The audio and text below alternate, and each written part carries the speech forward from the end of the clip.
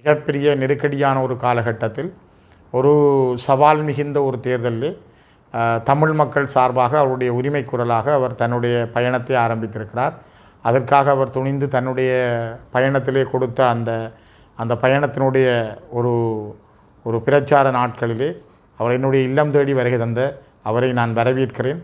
ஏற்கனவே நான் பல தடவைகள் பல கூட்டங்களிலும் சரி பல நேர்முகங்களிலும் நான் தெளிவாக குறிப்பிட்டிருக்கிறேன், ஒரு தமிழ் பொது வேட்பாளர் ஏன் இறக்கப்பட வேண்டும். தமிழரசு கட்சியின் பாராளுமன்ற உறுப்பினர் சிவஞானம் ஸ்ரீதரனுக்கும் தமிழ் பொது வேட்பாளர் அரியநேத்திரனுக்கும் இடையிலான சந்திப்பு இன்று மாலை யாழ்ப்பாணத்தில் அமைந்துள்ள பாராளுமன்ற உறுப்பினர் ஸ்ரீதரனின் இல்லத்தில் நடைபெற்றது. இதன்போது பாராளுமன்ற உறுப்பினர் ஸ்ரீதரனால் தமிழ் பொது வேட்பாளர் அரியநேத்திரன் பொன்னாடை போட்டு மலர் மாலை அணிவித்து வரவேற்கப்பட்டார். இலங்கை நாட்டின் ஜனாதிபதி அவர்கள் எங்கள் இல்லம் வருகை தந்த ஜனாதிபதி அவர்களை நாங்கள் வரவேற்பதில் மகிழ்ச்சி அடைகிறோம்.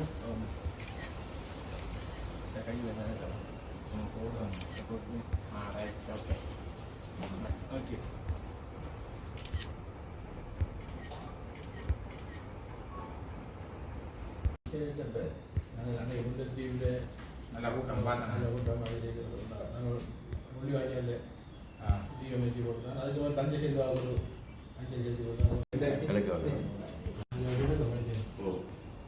படிக்க வந்திருக்கணுமா, படிக்க சொல்லணுமா,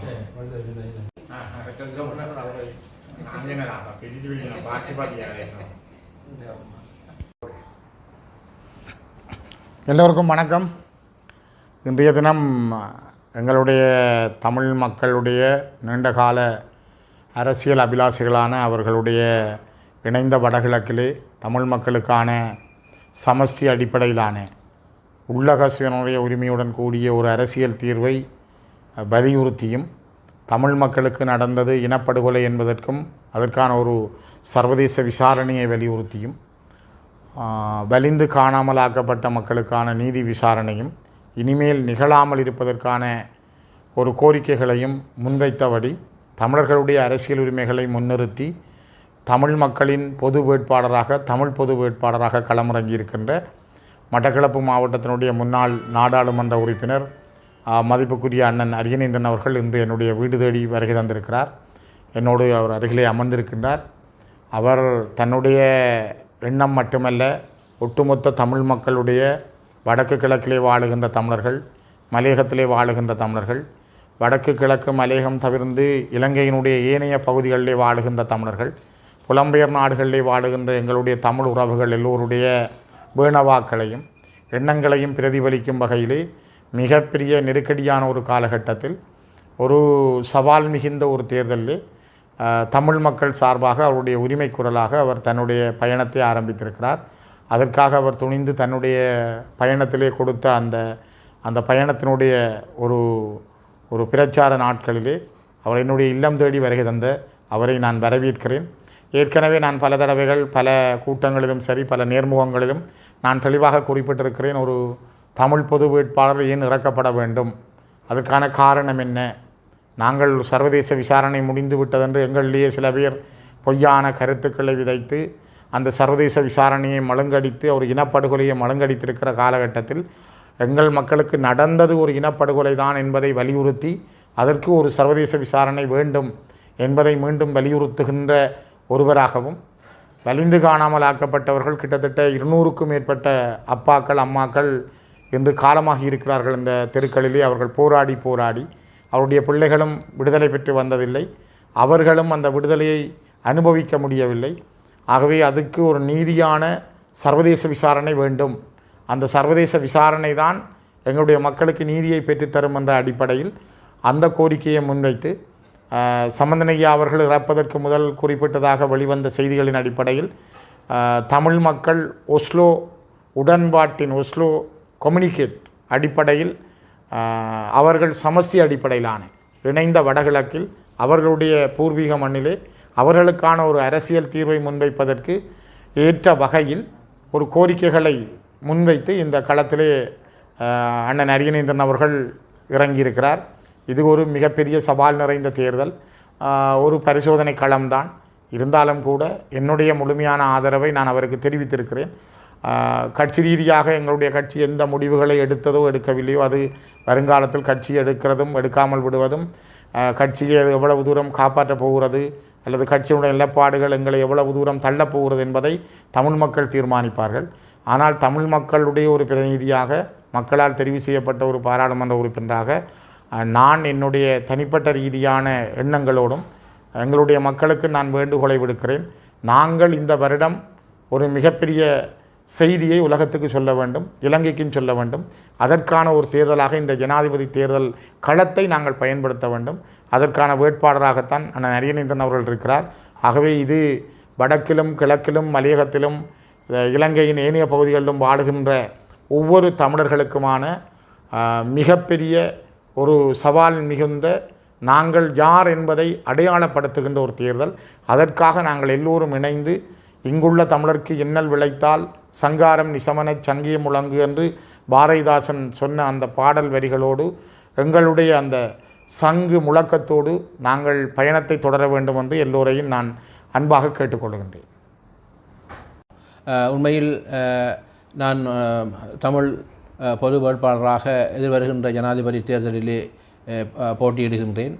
உண்மையில் அந்த தேர்தலில் போட்டியிடுவதற்கான நோக்கம் என்னவென்றால், எமது வடகிழக்கில் இருக்கக்கூடிய 83க்கும் மேற்பட்ட பொது அமைப்புகள், தமிழ் தேசிய கட்சிகள் இணைந்து என்னை வேட்பாளராக எடுத்திருக்கின்றார்கள். அந்த அடிப்படையில் நான் மனப்பூர்வமாக ஏற்று அந்த பிரச்சார பணிகளை மேற்கொண்டு வருகின்றேன். அந்த அடிப்படையில் இப்பொழுது நான் யாழ்ப்பாணத்து மாவட்டத்தில் அந்த பிரச்சார பணியை மேற்கொள்கின்ற போது கௌரவ பாராளுமன்ற உறுப்பினர் ஸ்ரீதரன் அவர்களின் இல்லத்துக்கு வருகை தந்திருக்கின்றேன். அவர் பூரண ஆதரவை இந்த பொது வேட்பாளருக்கு தருவதாக வாக்குறுதி அளித்திருக்கின்றார்.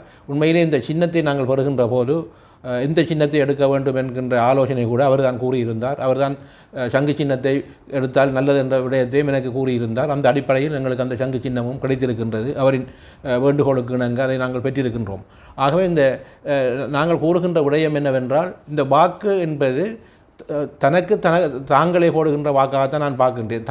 தமிழருக்கு போடுகின்ற வாக்கு என்ற அந்த கணிப்பீட்டின் அடிப்படையில் தான் நாங்கள் வாக்குகளை செலுத்த வேண்டும். ஏனென்றால் நாங்கள் கடந்த பல வருடங்களாக 75 வருடங்களாக ஒரு இன்னல் பற்ற இனமாக ஒரு இனப்பிரச்சனைக்கான அரசியல் தீர்வு ஒன்றும் இல்லாத ஒரு நிலையில் தான் நாங்கள் வாழ்ந்து கொண்டிருக்கின்றோம். 8 ஜனாதிபதிகளை ஆதரித்தும் இருக்கின்றோம், எதிர்த்தும் இருக்கின்றோம். ஆனால் அவர்கள் பதவிக்கு வந்தபோது அவருடன் பேசியும் இருக்கின்றோம், ஏமாந்தும் இருக்கின்றோம். இவ்வாறான ஒரு தொடர்கதையாகத்தான் எங்கள் வரலாறு இருந்து கொண்டிருக்கின்றது. ஆகவே அந்த வரலாறுகளின் அடிப்படையில் இருந்து கற்பித்த பாடமாகத்தான் இந்த முறை தேர்தலிலே ஒரு பொது வேட்பாளரை இறக்கி நாங்கள் இணைந்த வடகிழக்கில் ஒரு சமஷ்டி அடிப்படையிலான தீர்வு எங்களுக்கு வழங்கப்படவில்லை. அவர்கள் ஏமாற்றி இருக்கின்றார்கள். அந்த ஏமாற்றத்தின் வெளிப்பாடாக எங்கள் வடகிழக்கு மக்கள் கொடுக்கின்ற அந்த ஆணை என்பதை விட அவர் கொடுக்கின்ற அந்த கட்டளை அல்லது அதில் வருகின்ற பிரதிபலிப்பை நாங்கள் இலங்கை அரசாங்கத்துக்கும் சர்வதேசத்திற்கும் குறிப்பாக எங்கள் அயல் நாடாக இருக்கக்கூடிய எமது இந்தியா பாரத நாட்டுக்கும் அதை காட்ட வேண்டிய ஒரு தேவை இருக்கின்றது. அதே நேரத்தில் யாரோ ஒருவர் ஜனாதிபதியாக வரப்போகின்றார், அது பிரதான வேட்பாளராக இருக்கக்கூடிய ரணிலாக இருக்கலாம், சைத்தாக இருக்கலாம், அல்லது அனுரகுமார திசாநாயக்காவாக இருக்கலாம். இந்த 3இல் ஒருவர் தான் ஜனாதிபதியாக வருவார் என்ற கணிப்பீடு இருக்கின்றது. ஆக இந்த 3இல் ஒருவருக்கும் ஒரு பாடமாக இருக்க போகின்றது என்னவென்றால், நாங்கள் கடந்த காலம் 8 ஜனாதிபதிகளால் அவர்கள் ஏமாற்றப்பட்டதன் விளைவாக இந்த முடிவு வந்திருக்கின்றது. ஆகவே இனி நாங்கள் ஏமாற்ற முடியாது, தமிழ் மக்களுக்கான ஒரு தீர்வை கொடுக்க வேண்டும் என்ற செய்தியும் கூட இந்த மக்கள் வாக்களிக்கின்ற போது அவர்கள் நிச்சயமாக வாக்களிக்க வேண்டும். இதில் நான் திரும்பவும் கூறுகின்றது என்னவென்றால், தமிழ் மக்களுக்கு ஒரு கடமை இருக்கின்றது. நாங்கள் பல போராட்டங்களில் நாங்கள் சந்தித்திருக்கின்றோம், பல போராட்டங்களை நடத்தி இருக்கின்றோம், பல எழுச்சிகளை மாநாடுகளை எழுச்சி கூட்டங்களை நடத்தி இருக்கின்றோம். அது பொங்கு தமிழாக இருக்கலாம், எழுக தமிழாக இருக்கலாம், பத்திரிகை தொடக்கம் பொலிகண்டியாக பேரணியாக இருக்கலாம். எல்லாம் ஒரு மக்களை திரட்சியாக எடுத்து மக்களை வெளிக்காட்டுகின்ற ஒரு கடப்பாடாக இருக்கின்றது. அவ்வாறான ஒரு விடயமாகத்தான் நான் இதை பார்க்கின்றேன். ஒரு ஜனநாயக ரீதியாக மக்கள் திரட்சியாக சென்று ஒரு நாள் சென்று ஒரு புல்லடியை போட்டுவிட்டு வருவது, அவ்வளவுதான். அது ஒரு பாரிய சக்தியாக மாறி ஒரு செய்தியை வெளியிலே கொண்டு வரக்கூடியதாக இருக்கும். இது தேர்தல் என்கின்ற ஒரு விடயமாக இருந்தாலும், ஆனால் வடகிழக்கு மக்களாகிய நாங்கள் இதுவும் ஒரு ஜனநாயக ரீதியான ஒரு போராட்டமாக இதை நாங்கள் பார்க்க வேண்டும். எல்லோருக்கும் ஒரு கடமை இருக்கின்றது. நாங்கள் பல தியாகங்களை செய்த மண்ணிலே வாழ்ந்து கொண்டிருக்கின்றோம். இன்றும் வடகிழக்கு மண் அபகரிக்கப்பட்டு கொண்டிருக்கின்றது. மட்டக்களப்பு மாவட்டத்தை நாங்கள் எடுத்து நோக்குவோமாக இருந்தால், மயிலத்தமடு மேச்சத்தரை இதுவரையிலே பேசும் பொருளாகத்தான் இருந்து கொண்டிருக்கின்றது, தீர்வில்லை. அம்பாறை மாவட்டத்தில் கல்முனை பிரதேச செயலர் பிரிவை எடுத்துக்கொண்டு போகாமல் இருந்தால் ஒரு கணக்காளரை கூட நியமிக்க முடியாமல் இருக்கின்றது. ஆனால் இன்றும் போராட்டம் இடம்பெற்றுக் கொண்டிருக்கின்றது. அவ்வாறான விடயங்களுக்கு கூட தீர்வு இல்லாமல் இருக்கின்றது.